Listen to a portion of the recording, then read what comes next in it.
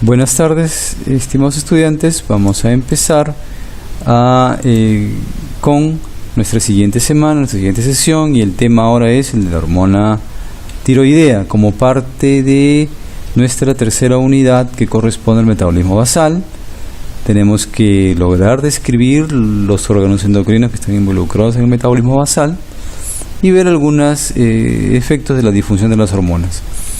Vamos a revisar la glándula tiroides, la estructura, microestructura, cómo se sintetizan las hormonas, cómo se liberan los factores estimulantes, cómo se regula, y vemos algunos aspectos de la fisiopatología también. Y de acuerdo a lo que indica la Sociedad Peruana de Endocrinología, el principal problema clínico de las alteraciones de la tiroides corresponde a hipofunción tiroidea.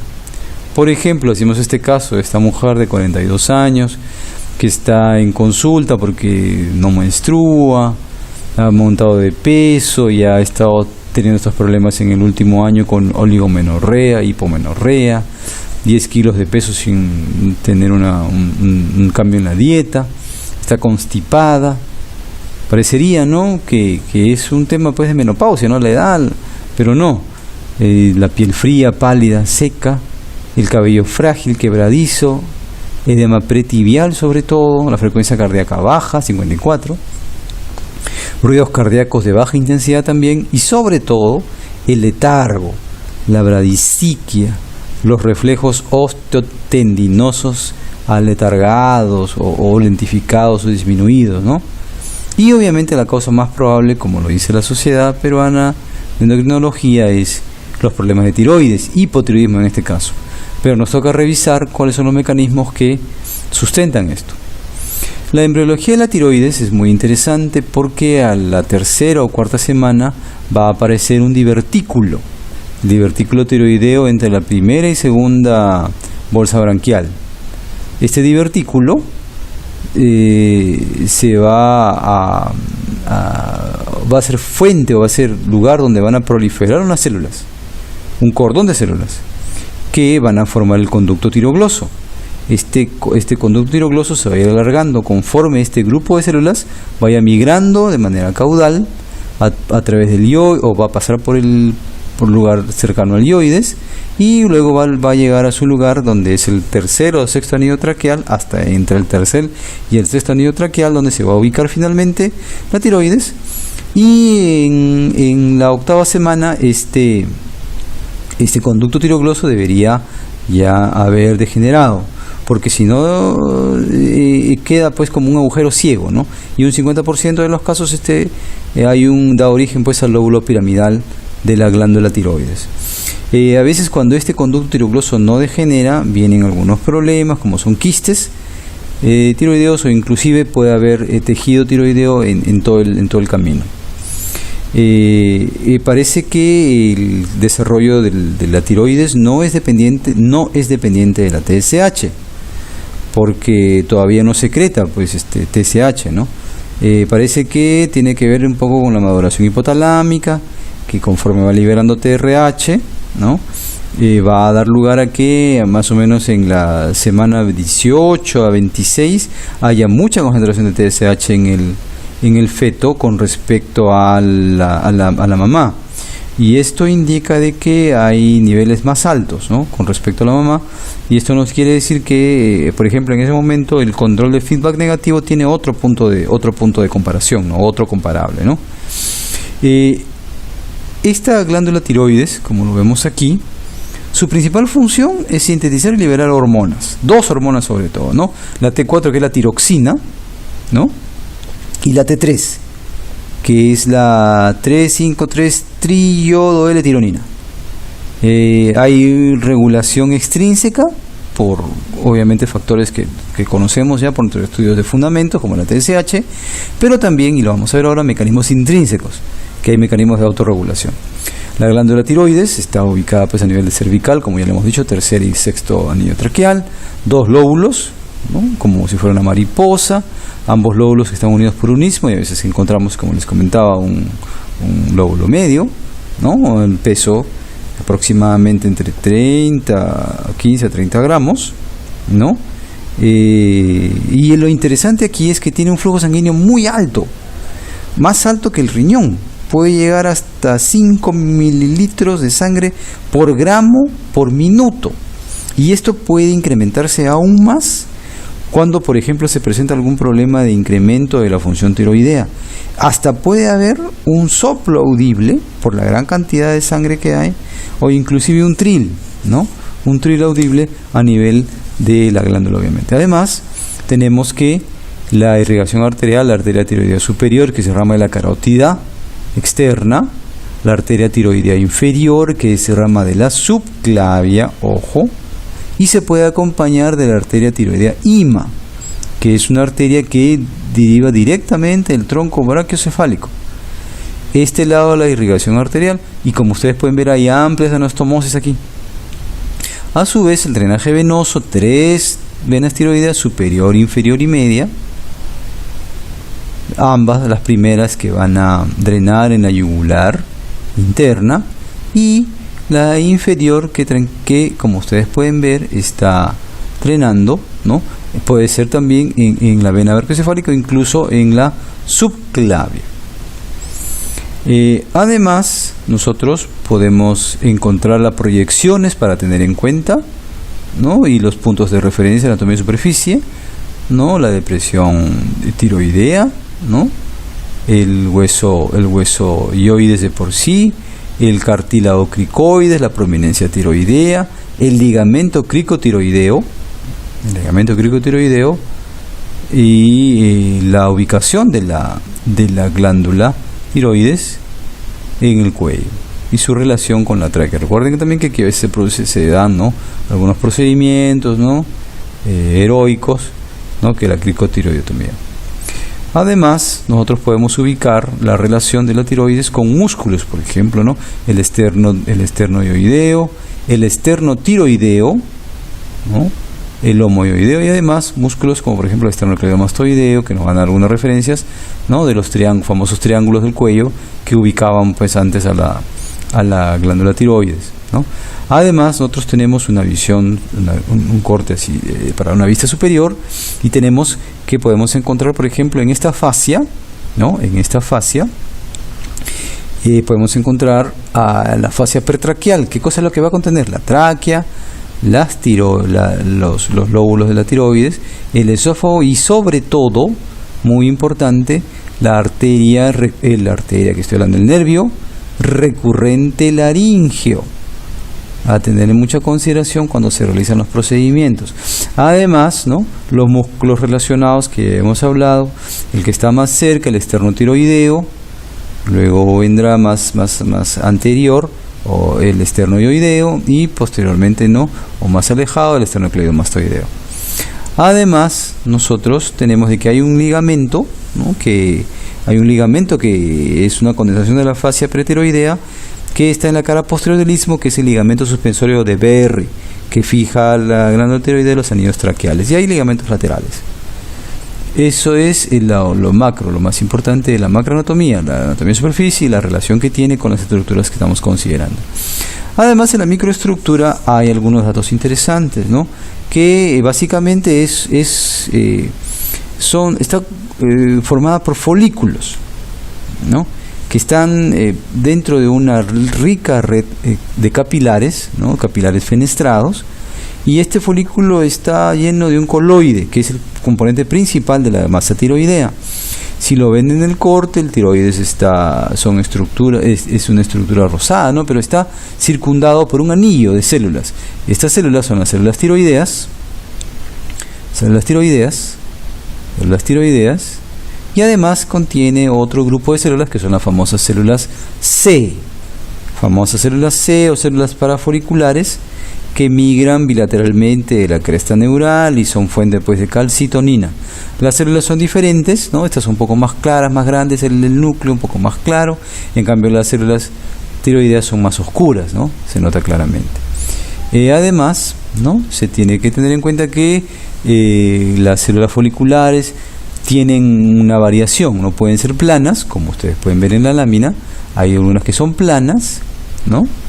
Estas ya no son tan planas, son un poco más columnares. ¿Por qué? Porque eso va a depender de la actividad. Más activas, más columnares.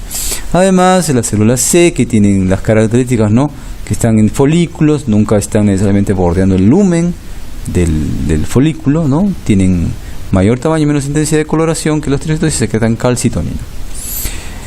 Luego pasaremos a la parte más importante de la glándula tiroidea, porque en realidad, ¿no?, la función tiroidea, ¿no?, es secretar estas hormonas a partir de la asociación de la monoiodotironina y diodotironina, o de 2 diodotironinas para darte 4 o darte 3, y previamente se ha dado la iodación, la organificación del yodo, la iodación, en este pequeño gráfico que es el inicial, ¿no?, como entra como ioduros a través de este Sim Porter, ¿no?, o sea, el Porter Nis, a través, este es la membrana basal, luego va la apical a través del transportador pendrina, que es yodo con cloro, ¿no?, pasa a formar parte del coloide, va a tener una acción de la tiroidea peroxidasa que va a producir todo lo que estamos hablando de la oxidación, organificación, unión de los residuos de tirosilo para formar la hormona o la prehormona, que a su vez va a volver a ser reabsorbida por pinocitosis en la célula tiroidea, ser recaptada, ser degradada esta vesícula por las enzimas lisosomales y dar lugar a liberación de la T3 y la T4. Este proceso que se ve aquí, que es muy elaborado, lo vamos a desarrollar más ampliamente.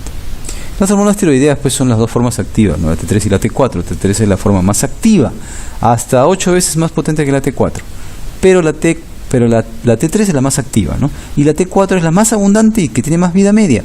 Así que la T4 puede durar hasta 7 días, 8 días, y la T3 dura un día y medio. En los tejidos blancos o en los tejidos del cuerpo, la propia T4 se transforma en T3, ¿no?, por esta enzima, la 5-deiodidasa, ¿no?, y existe otro componente no activo que es la T3 reversa, que también es un derivado de la T4 y puede aumentar con algunas condiciones, como por ejemplo el ayuno. Es importante que para considerar, ¿no?, es necesario el yodo. Es muy importante el yodo, que debe ser suplido en la dieta, ¿no? Una dieta adecuada de yodo es aquella dieta que mantenga, ¿no?, los niveles mínimos de yodo. Dice que un par de papas o 4 papas cocidas que conserven su cáscara pueden ser suficientes para los requerimientos de yodo. Lo mismo la sal yodada, con un cuarto de cucharadita tenemos como 60 microgramos. Entonces imagínense que todo lo que se le echa de sal a la comida, ¿no? Asimismo, ni qué decir de los alimentos del mar, ¿no?, sobre todo ahí es donde está el yodo, ¿no?, el mar, el pescado, las algas, ¿no es cierto?, suplir en la dieta adecuadamente. Y la síntesis, ¿no?, tiene lugar intracelular, extracelular, y las hormonas activadas van a pasar a la luz del folículo y vamos a ver todo el proceso que se da. En primer lugar, ¿cierto?, tiene que haber un transportador. Este transportador Nis en la membrana basal, ¿no?, este de aquí, tiene la posibilidad de transportar a la vez sodio y el ion yoduro, gracias a que le da la fuerza de control o la fuerza de transporte, se lo da esa hormona, ese transportador de la sodio potasio ATPasa, ¿no?, ATPasa.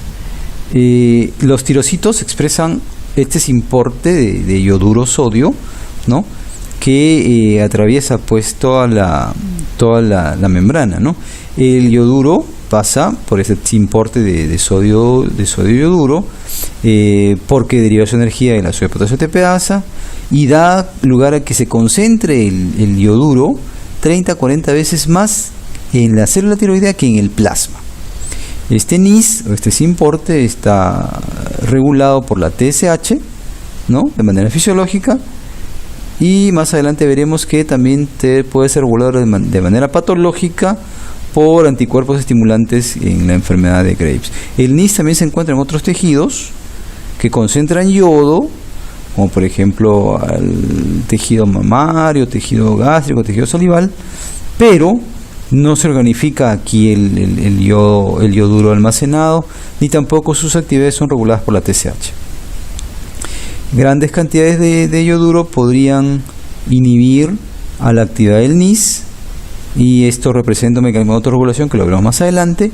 Y también, como ustedes pueden ver, iones, ¿no?, como el perclorato, tiocianato, podrían bloquear el transporte activo del yoduro. Además, ¿no es cierto?, una vez que ha ingresado el yoduro, debería ser transportado hacia el borde apical, donde hay un segundo transportador, una segunda proteína transportadora de yoduro, que es la pendrina, que va a transportar la pendrina, que debe transportar al yoduro a través de la interfase coloide-membrana, ¿no? Aquí está la pendrina, transporta coloide-membrana, ¿ok? Y ahí va a ser la fase para la generalización de la hormona tiroidea. Hay mutaciones en la pendrina, ¿no? Ustedes conocen el famoso síndrome de Pendred, ¿no?, que es un síndrome que causa gota, pocio, pérdida de la audición, ¿no?, en la infancia, que es una alteración, pues, de la función de la hormona tiroidea.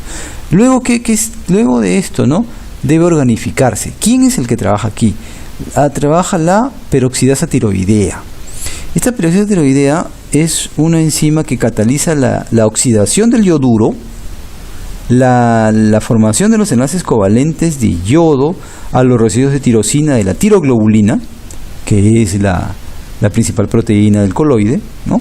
Esta iodación y este acoplamiento de los residuos de tirosina dentro de la tiroglobulina se dan en la interfase célula-coloide. Esta iodación de la tiroglobulina se da porque el yoduro se oxida rápidamente. ¿Por qué? Gracias al peróxido de hidrógeno, que se produce de manera local por la enzima, ¿no?, la oxidasa dual, ¿no?, que da lugar al peróxido de hidrógeno, y esto también es catalizado, y esto da una reacción. Esta oxidación es catalizada por la peroxidasa tiroidea, y va a dar lugar a intermediarios de yoduro activos que se unen a los residuos tirosilo en la tiroglobulina. Esta oxidación, ¿no?, requiere, como les comentaba, de esta oxidación. Gracias a este peróxido es por esta oxidasa dual, ¿no?, que es dependiente de calcio. Este proceso que resulta en las iodotirosinas, que son hormonalmente inactivas, monoiodotirosina y iodotirosina, es el proceso que se llama organificación. Luego se produce un acoplamiento de los residuos de iodotirosilo en la tiroglobulina. El acoplamiento de los residuos de iodotirosilo en la tiroglobulina también es catalizado por la oxidasa, por la peroxidasa tiroidea. Es un proceso que implica, pues, oxidación, ¿no?, y que dentro de la molécula de la tiroglobulina, dos moléculas de diodotirosina se acoplan para formar T4, y una monoiodotirosina más dos diodotirosinas se acoplan para formar T3. Una vez que esto se ha producido, que se ha iodado, ¿no?, la tiroglobulina, ¿qué sucede? Sucede que se da, ¿no?, el coloide, ¿no?, o parte del coloide, ¿no?, sufre lo que le llaman una pinocitosis.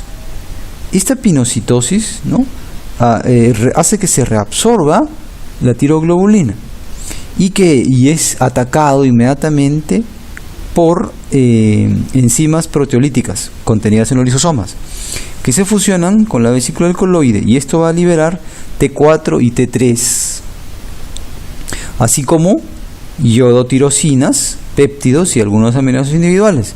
Estas ingresarán a la circulación, la T3 y la T4, mientras que la diodotirosina y monoiodotirosina se van a desyodar y su yoduro va a ser conservado. Toda esta secreción estimulada por la TSH y puede ser inhibido por un exceso de yodo o incluso por por el litio. También hay parte de la tiroglobulina que es liberada y también circula en el plasma. La desyodación intratiroidea se puede dar gracias a que existe una desyodidasa intratiroidea, que es una flavoproteína que depende del NADPH. Se encuentra en la mitocondria y microsomas y actúa sobre las iodotirosinas, ¿no? Pero no actúa sobre la T3 y la T4. La mayor parte de este yoduro es reutilizado para síntesis hormonal y solo una pequeña cantidad se escapa de la glándula tiroidea. Esta 5-desiodinidasa, que convierte T4 a T3 en los tejidos periféricos, también se encuentra en la glándula tiroidea. Es posible además tener en cuenta, ¿no?, que la secreción de la hormona tiroidea, ¿no?, la secreción o el transporte de la hormona tiroidea, tiene que tener en cuenta lo siguiente, ¿no? Las proteínas, ¿no?, la proteína, hay una proteína, varias proteínas, perdón, que transportan a la hormona tiroidea. Las hormonas tiroideas entonces circulan unidas a plasma, a proteínas plasmáticas. Hay una parte pequeña, ¿no? Por ejemplo, de la T4 es un 0.04% y de la T3 es un 0.4% que están libres y por lo tanto están disponibles para que ingrese y que tengan acción en los tejidos. Son 3 proteínas principales que transportan: la globulina enlazante de tiroxina, que se llama la transtiretrina, y la albúmina, ¿no? Entonces TBG, la globulina enlazante tiroxina, una, la otra la transtiretrina y la última la albúmina. La globulina enlazante tiroxina es la que transporta aproximadamente un 70% de las hormonas tiroideas circulantes, tiene afinidad por T4 y por T3. La transtiretrina es la que se une a un 10% de la T4 circulante y su afinidad es 10 veces mayor por la T4 que por la T3. Eso quiere decir que la disociación de la transtiretrina de T4 y T3 es rápida, entonces es una fuente de T4 rápidamente disponible. La albúmina también se une a T4 y T3 con menor afinidad que las dos proteínas anteriores, pero como es abundante, transporta hasta un 15% de la T4 y la T3 circulante. Esta albúmina también disocia rápidamente a sus hormonas. Se disocia rápidamente su hormona, entonces da lugar a ser una fuente de tejido libre en los tejidos. Puede haber hipoalbuminemia, ¿no?, en problemas de riñón o problemas de hígado, que se va a asociar con una baja de la T4 total y de la T3 total, pero va a haber niveles mayores de hormona libre, o niveles normales inclusive de hormona libre. Como ustedes pueden ver, el metabolismo de la hormona tiroidea y el transporte, ¿cierto?, tiene que ver con la secreción, el control, la acción tisular, cómo se metaboliza la excreción en el feto, la excreción fecal y cuánto es lo que está unido a las proteínas, ¿no? Como ustedes pueden ver, mayor parte de las proteínas, el rol del TGV es el reservorio. Como les decía, en falla hepática puede estar disminuyendo la TBG y más hormona libre, menos TSH y menos síntesis de hormona tiroidea, o en el embarazo también puede haber algunas alteraciones. Si hay una circulación y un metabolismo de la hormona, va a ingresar al tracto digestivo, una parte directamente se va a ir por las heces, la otra parte va a ser absorbida hacia el pool del extracelular, de donde va a viajar hacia la glándula tiroides para formar el pool de la tiroides, y este pool de la tiroides es responsable de la formación de la hormona, una hormona que va a estar, y hay un pool de hormona no unido obviamente a proteínas plasmáticas, que a su vez van a dar lugar a hormona libre, y este pool de hormona que está en plasma da lugar a hormona libre, que es el que va a tener efectos sobre los tejidos, el hígado, el músculo, etcétera. Y otra parte, ¿no es cierto?, va a volver por el metabolismo, volver al plasma y luego se va a eliminar por orina. Toda esta circulación, todo este metabolismo dependerá de que haya una ingesta, ¿no?, adecuada de yodo. Esta ingesta adecuada de yodo es importante, ¿no? Es importante. Asimismo, nosotros tenemos que tener en cuenta que a nivel de los tejidos, el metabolismo de la hormona tiroidea es importante. La glándula tiroidea, ¿no?, secreta unas 100 nanomoles de T4 y solo 5 nanomoles de T3, y menos de 5 nanomoles de T3 inversa. La mayor parte del pool plasmático de T3, que es la hormona que es la más activa, ¿no?, se deriva de ¿qué?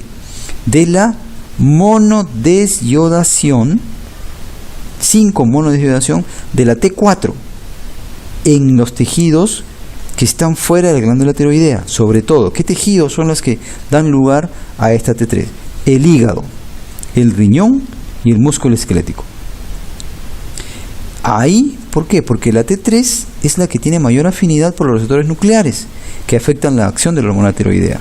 Esta 5 monodesyodación genera la iodotironina, que es biológicamente más activa. Por otro lado, la desyodación del anillo interno de la T4, que es la 5 desyodación, produce la T3 reversa. Entonces, la monodesyodación del anillo externo de la T4 dará lugar a la T3 activa, y la desyodación del anillo interno de la T4, esta 5 desyodación, producirá T3 reversa, que es metabólicamente inerte.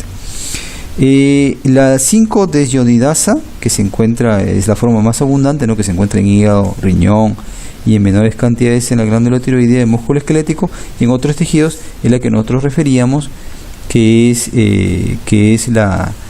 cuya función principal no es la de dar la T3 a la circulación. Su actividad estará incrementada en hipotiroidismo y estará disminuida en hipotiroidismo, ¿no? Esta enzima es inhibida por ejemplo, el propiltiuracilo, ¿no?, que es un antitiroideo, pero aquí, por ejemplo, no es inhibida por el metabisol, ¿no? Y la amiodarona y algunos colorantes con radiocontraste, como el hipodato de sodio, también pueden afectar su función. La deficiencia de selenio también podría alterar la conversión de T4 a T3 activa. La otra desyodidasa, que es la 5-desyodidasa 2, el tipo 2, 5-desyodidasa tipo 2, se expresa básicamente en el cerebro y en la hipófisis, donde mantiene un nivel constante de T3 intracelular en el sistema nervioso central. Muy sensible a la T4 circulante, ¿no?, y esto incrementa rápidamente, ¿no?, su concentración en el cerebro si es que hay menor nivel de T4, ¿no?, para que se mantenga pues un nivel adecuado de T3 a nivel cerebral y se mantengan las funciones celulares, neuronales. Por otro lado, ¿no?, también existe una 5-desyodidasa tipo 3 que se encuentra en las membranas coriónicas de la placenta y de las células gliales del sistema nervioso central. Ahí inactiva la T4, pero la convierte en T3 reversa, y además inactiva a la propia T3, convirtiéndola en T2. Esta desyodidasa es importante porque acelera la eliminación de T4 en la mujer embarazada y podría explicar parcialmente el incremento de los requerimientos de la dosis de T4 en aquellas pacientes que son hipotiroides y están embarazadas. Entonces las funciones de estas desyodidasas son importantes. En primer lugar, permiten modulación celular y tisular local de la acción de las hormonas tiroideas. En segundo lugar, ayudan a la adaptación del organismo a estados cambiantes, ¿no?, incluyendo deficiencia de yodo o enfermedad crónica. Y en tercer lugar, regulan las acciones de las hormonas tiroideas en los vertebrados, ¿no? Aproximadamente 80% de la T4 es metabolizada por desyodidación, 35% a T3 y 45% a T3 reversa. El resto es inactivado por glucuronidación en el hígado y por secreción biliar, y en menor medida por sulfatación en el riñón y en el hígado. Aproximadamente entonces 10% de los 1000 nanomoles del pool de T4 extratiroideos se depuran cada día y la vida media de la T4 es 7 días. Debido a su menor afinidad con las proteínas plasmáticas, ¿no? La T3, la vida media es más o menos de mediodía más o menos. El pool de T3 reversa es casi igual que el de la T3, pero la T3 reversa tiene un recambio mucho más rápido, ¿no? Y su vida media es muy pequeña, de más o menos 6 horas, 5 a 6 horas, 5 a 4 horas, perdón, 5 a 4 horas. El control de la función tiroidea es muy importante. El control de la función tiroidea se da de varias maneras. Existe el control extrínseco, que lo vamos a revisar ampliamente, pero primero es interesante conocer el control intrínseco de la glándula tiroidea. Si la glándula tiroidea es capaz de regular la cantidad de yodo que capta y la cantidad de hormona que sintetiza independientemente de la TSH. Si administramos, por ejemplo, o el paciente recibe cantidades elevadas de yodo por encima de las cifras normales, se puede reducir la formación de AMP cíclico dentro del citosol de la célula tiroidea. Y entonces disminuirá la síntesis de hormona tiroidea. Este fenómeno se conoce como el efecto de Wolff-Chaikoff. Este efecto es transitorio porque la glándula tiroidea dispone de un mecanismo de escape, ¿no? Que va a reducir el transporte activo de yodo y a los pocos días de la sobrecarga iodada. Por este mecanismo, la glándula tiroidea, ante una sobrecarga de yodo, evitará primero el hipertiroidismo y por un mecanismo de escape también podría evitar el hipotiroidismo, que podría resultar pues de un bloqueo prolongado que pudiera darse por esta regulación intrínseca. Pero el control de la función tiroidea, ¿no? También se da por la TRH, la tirotropina, ¿no? La tirotropina que sintetiza pues en los núcleos supraóptico, supraventricular, que va a almacenarse en la eminencia media del hipotálamo y luego va a ser transportada por el sistema venoso portal hipoficiario hacia la hipófisis anterior, donde va a controlar la síntesis y la liberación de la TSH. Se une pues a un receptor específico en las células que secretan TSH y prolactina, ¿no? Esta TRH se une a un receptor específico. Este receptor es un receptor que está acoplado a la familia de la proteína G, ¿no? Que activa varios mecanismos, ¿no? Tanto el complejo que produce guanosina monofosfato cíclico, GMP cíclico, y también el IP3, que va a activar, ¿no? La proteína quinasa. Estas vías son responsables de estimular la liberación de TSH. Además, ¿no? También coordinan la transcripción de los genes que producen las subunidades TSH y también la glicosilación post-traducción de la TSH. La secreción de TSH estimulada por TRH es pulsátil, más o menos cada 2 horas, y ahí es un ritmo circadiano y tiene picos entre la medianoche y las 4 de la madrugada. La hormona tiroidea además ejerce pues un feedback negativo sobre la producción de TSH a nivel de la hipófisis, haciendo como dice aquí, ¿no? Una regulación inhibitoria, un down regulation del número de receptores en los tirotropos hipoficiarios. Además,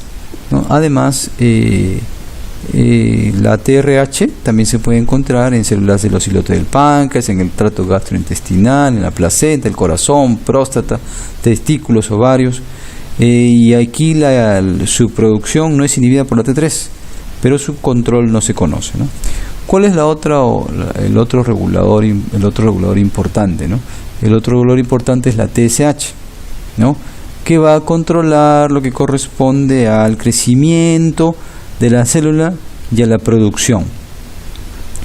Va a unirse a un receptor específico de TSH, ¿no? Que va a activar al AMP cíclico y las vías de fosfoinositol para dar lugar a la traducción y al funcionamiento de la célula. ¿Qué cosa es lo que hace?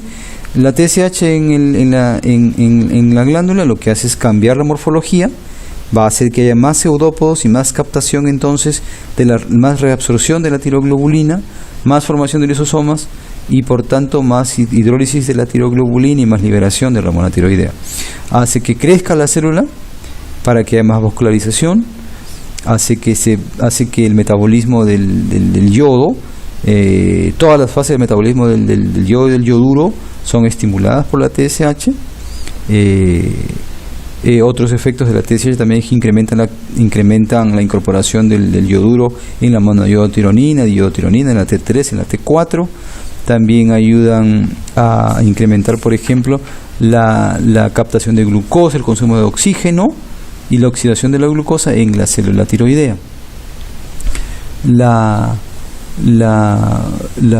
hormona tiroidea o la secreción, como ustedes pueden ver, tiene pues un ciclo, ¿no? un ciclo cerrado, y al momento de producirse, ¿no? Siempre va a haber una retroalimentación negativa, ¿no? Que va a llevar a que, recuerden que el objetivo final de la retroalimentación negativa es volver el sistema a las condiciones ideales, ¿no? A las condiciones ideales.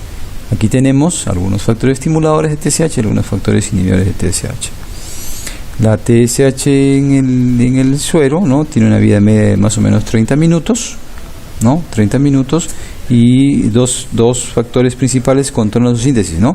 El nivel de T3 y la TRH.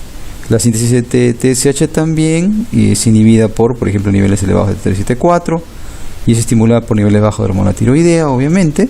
También hay inhibidores, por ejemplo, la somatostatina inhibe la secreción de TSH, la dopamina, agonitas de dopamina, como por ejemplo la bromocriptina, y dosis altas de glucocorticoides. Disminuyen su nivel, pero no lo inhiben completamente. Los trastornos hipofisiarios que causan hipotiroidismo, ¿no? Serán llamados secundarios, y los trastornos hipotalámicos que afectan la tiroides se les llamará terciarios, ¿no? Y obviamente los que afecten a la misma glándula serán los primarios. ¿Cómo son las acciones de la hormona tiroidea? Las acciones de la hormona tiroidea pasan por dos mecanismos. Hay mecanismos genómicos y no genómicos. Si hablamos del genómico, el genómico básicamente va a depender de que, primeramente, la hormona tiroidea tiene que ser ingresada a la célula. Para ser ingresada a la célula se utiliza, ya se conoce que tiene un transportador. Tiene un transportador de monocarboxilato 8 y monocarboxilato 10. Y además existe otro transportador, que es el transportador de polipéptido transportador de aniones orgánicos. Este polipéptido transportador de aniones orgánicos básicamente está en los capilares cerebrales y en el plexo coroideo, y transporta básicamente la T4. Mientras que el transportador de monocarboxilato 8 y 10, que se expresan en muchos otros tejidos, transportan T4 y T3. Una vez que han sido transportados a través de la membrana por estos mecanismos, por estas proteínas que les hemos referido, tiene que unirse a su receptor. En primer lugar, cuando no hay hormona, como ustedes pueden ver, la zona del receptor, el elemento de receptor de la hormona tiroidea está limitado por correpresores. Está inhibido por correpresores y no hay transducción. Pero cuando ingresa la hormona tiroidea, ya sea directamente la T3 o ya sea que la T4 y funciona la 5-deshidrasa para volver a T3, como ustedes pueden ver, se une al dominio enlazante ligando en el monómero TR. Este monómero TR, que es el receptor de tiroides, ¿no? De la hormona tiroidea, promueve, se hace que se heterodimerice, ¿no? Y esto también se acompaña de un desplazamiento de los correpresores y se unen los coactivadores. Entonces van los correpresores y se unen los coactivadores, y eso facilita que se produzca la traducción de proteínas. Este mecanismo, entonces, que es el mecanismo genómico, tiene muchas acciones, ¿no? Crecimiento tisular, modulación cerebral, generación de calor, consumo de oxígeno y efectos que nosotros vamos a ver en el corazón, el riñón, el hígado, el músculo esquelético. Pero también hay otros que son no genómicos, ¿no? Que parece que se pueden dar lugar en algunos tejidos. Por ejemplo, para el desarrollo, efectos de esto. Hay muchos efectos, ¿no? Intracelulares, como ustedes pueden ver, pero veamos que, por ejemplo, en el desarrollo fetal es importantísimo que tengamos niveles adecuados de hormona tiroidea, porque pequeñas cantidades, ¿no es cierto?, o alteraciones del nivel de hormona tiroidea llevan a desarrollo y maduración del esqueleto limitada, no muy deteriorada, que puede llevar al hipotiroidismo congénito. Además, ¿no es cierto?, tiene funciones en órganos determinados, ¿no? Aumentar el consumo de oxígeno, la producción de calor, formación de radicales liberados, ¿no? El incremento del consumo de oxígeno y la producción de calor es por la estimulación de la sodio potasio ATPasa en todos los tejidos excepto cerebro, vaso y testículos, contribuyendo pues al incremento de la tasa metabólica basal. Además hay una mayor sensibilidad al calor en el hipertiroidismo. Por ejemplo, hay una serie de efectos, ¿no? Además de los efectos que ustedes pueden ver aquí, también hay efectos de aumento del ARN, aumento de las células foliculares, aumento del atrapamiento del yoduro, yodación, oxidación de la glucosa, generación de NADPH, en el sistema cardiovascular. Todo es aumento de metabolismo, de glucosa, glucogénesis, lipólisis, desintegración de proteínas, un efecto catabólico neto en la tasa metabólica, aumento de la sodio potasio ATPasa, aumento del consumo de oxígeno, más producción de calor, ¿no? Maduración del sistema nervioso central, formación y crecimiento de la masa ósea. En el corazón, por ejemplo, tienen efecto cronotrópico y inotrópico positivo, ¿no? Además que hay una sensibilidad intensificada a los efectos adrenérgicos, ¿no? Porque la hormona tiroidea incrementa el número de receptores beta-adrenérgicos en el corazón, músculo esquelético, tejido adiposo y linfocitos. Y amplifican, ¿no? Esto puede amplificar pues la acción de la catecolamina. Y esto nos da lugar a algo interesante, ¿no? Porque entonces los bloqueadores beta-adrenérgicos pueden ser útiles, ¿no?, para controlar manifestaciones simpático-miméticas del exceso de hormona tiroidea. Efectos pulmonares dan mayor sensibilidad o la reactividad ventilatoria a la hipoxia y a la hipercapnia en el centro respiratorio del tronco cerebral. En las células hematopoyéticas incrementa la demanda, incrementa la liberación de la disociación del oxígeno. ¿Por qué? Porque incrementan al 2,3-difosfoglicerato. Entonces, si yo incremento el 2,3-difosfoglicerato, hago que la disociación del oxígeno de la hemoglobina sea más fácil, entonces tengo más disponibilidad de oxígeno en los tejidos. Hay efectos gastrointestinales, ¿no?, como promocionar la motilidad gástrica de las hormonas tiroideas, incrementar la motilidad, que haya más hiperdefecación en el esqueleto, aumentan el recambio óseo, más resorción ósea, en menor grado, menor formación, pudiendo asociarse con hipercalciuria e inclusive hipercalcemia, ¿no?, exceso de hormona tiroidea. También el exceso de hormona tiroidea, por ejemplo, podría llevar un incremento en el riesgo de fracturas, ¿no? Efectos neuromusculares,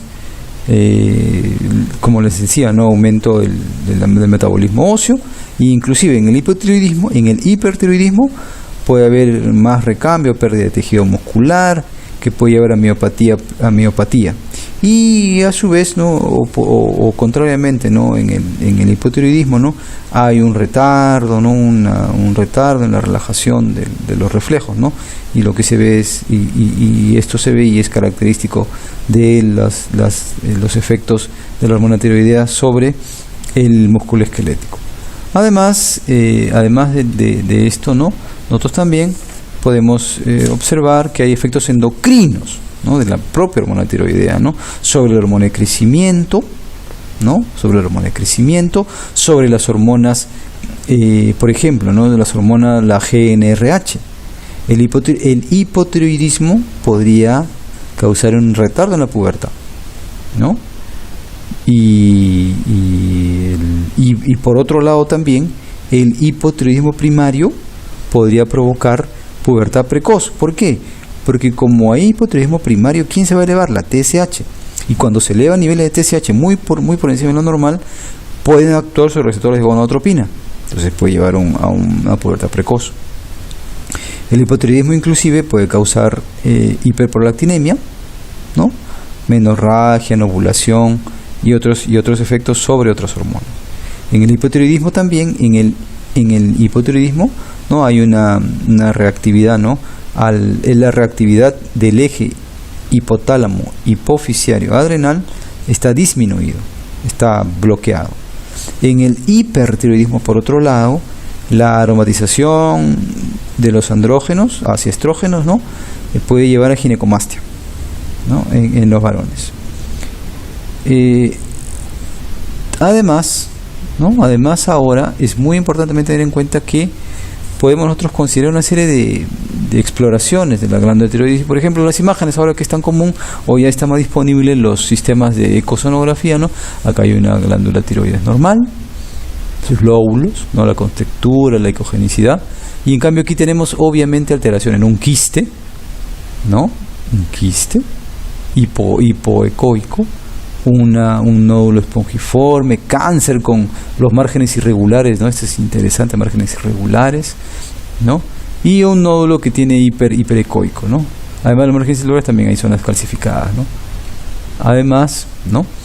Nosotros, por ejemplo, ¿no? Tenemos alteraciones. Cuando nosotros hablamos de las alteraciones, habíamos dicho que las principales alteraciones que tenemos eran de hipotiroidismo y de hipotiroidismo. Empecemos por el hipertiroidismo. El hipertiroidismo, la causa más importante, la causa más común, ¿no? Es Graves. Y nosotros, ¿cómo podemos hacer? Que tenemos, por ejemplo, unos fluxogramas bien interesantes, ¿no? Que nos dan nivel de T4 libre y TSH. Es interesante tener en cuenta la T4 libre. ¿Por qué? Porque si está elevada la T4 libre, está disminuyendo la TSH, hipertiroidismo. Y si hay los signos oculares, ¿no? Y el bocio, Graves.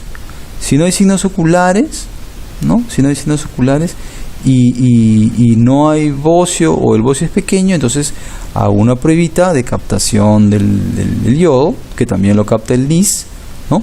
Y si está alto, Graves, o también colocarcinoma. Y si está bajo, es un hipertiroidismo que se puede resolver de manera espontánea, ¿no? Por tiroides subaguda, silente, enfermedad de Graves, ¿no? También puede ser.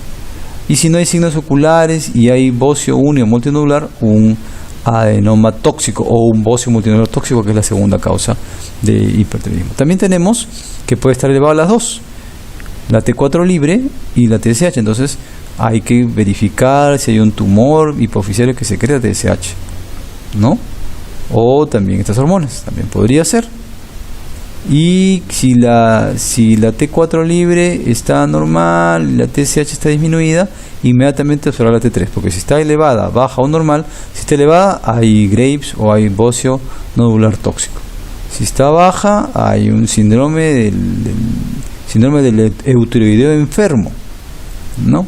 Que es eutiroideo, pero tiene porque normal, el nivel está normal, pero esto se ve afectado, ¿no? Fármacos, dopamina, corticosteroide normal, ¿no? Que podría ser un hipertiroidismo subclínico, también podría presentarse. Los signos característicos, ¿no? El oftalmo de Graves, y el mecanismo es autoinmune, porque lo que sucede, como ustedes pueden ver, es que el anticuerpo estimula a la célula epitelial tiroidea a que produzca hormona tiroidea, ¿no? Linfocitos producen anticuerpos, los síntomas: el bocio, la pérdida de peso, aumento de peso, intolerancia al calor, todos los síntomas aumentados que habíamos visto, ¿no? Y el tratamiento, yodo, cirugía o inclusive por antitiroideos. Y como les he aumentado, beta bloqueadores, ¿no? Tenemos aquí los ejemplos que se ven claramente, ¿no?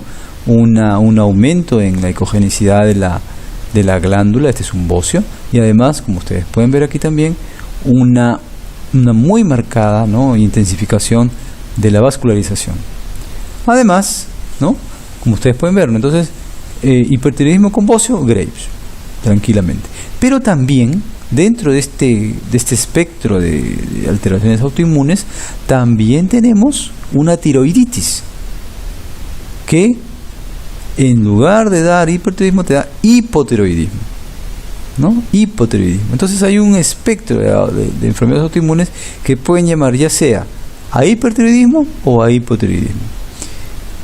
En el hipertiroidismo habíamos indicado claramente que se refería a un anticuerpo contra el receptor de TSH que aumenta la actividad de la hormona de la célula tiroidea. Mientras que, si hablamos de hipotiroidismo, y básicamente por la causa más probable, que es la tiroiditis de Hashimoto, ¿no?, lo que sucede es que los linfocitos destruyen a las células foliculares. Y los síntomas obviamente son a la inversa, ¿no?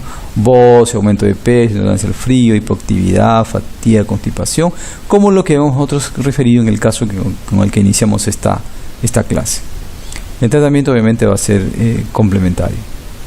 Aquí tenemos otra vez un flujograma que es interesante, ¿no? Ojo, teniendo en cuenta que el paciente no toma hormona tiroidea, y medir nuevamente la T4 libre en suero y el TSH. Tenemos varias posibilidades, ¿no? Que esté normal la T4 y el TSH, o un paciente hipotiroideo, que esté baja la T4 y esté elevada la TSH, un hipoparatiroidismo primario, y que esté baja la T4 libre y la TSH esté normal o baja, un hipotiroidismo secundario. Es interesante tener en cuenta, como les decía, ¿no?, la Sociedad Peruana de Endocrinología dice que el principal problema es el hipotiroidismo, es la deficiencia, y el principal problema puede ser también por esto, ¿no?, porque miren el resultado de un hipotiroidismo congénito. Observen que hay un problema, ¿no?, en el ombligo, ¿no?, una hernia umbilical, la facies característica, ¿no?, flacidez, movimientos limitados, ¿no?, y puede llegar tranquilamente a un cretinismo, que es una manifestación de retardo mental irreversible. Las consideraciones que hemos visto entonces nos van a ayudar a responder la pregunta de cómo se producen los mecanismos que dan lugar al hipotiroidismo e inclusive en algunos casos al hipertiroidismo. Gracias, y continuaremos con nuestras actividades la siguiente semana.